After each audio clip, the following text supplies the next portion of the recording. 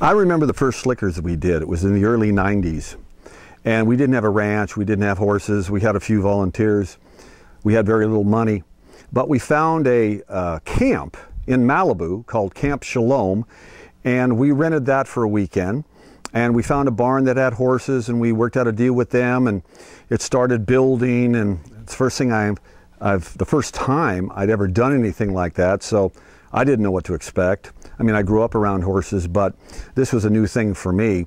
You know, we found wranglers, we found volunteers. By the end of the time that we were there, we had probably about 200 people for the weekend.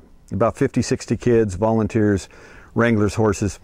And it was amazing to see what that type of environment did for these kids.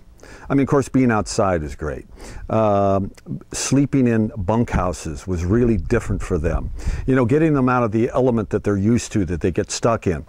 You know, eating together, you know, playing together, doing things together as a group, you know, not as an individual. All that stuff really made a big difference in how they looked at life. They saw that it was far better to do things with people.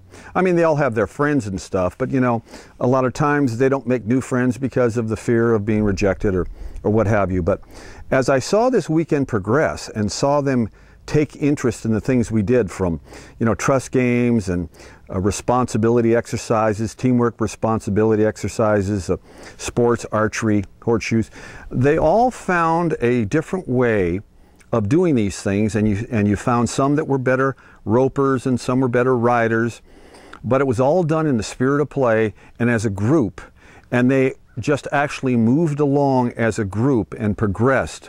And by the end of the weekend, they were really different.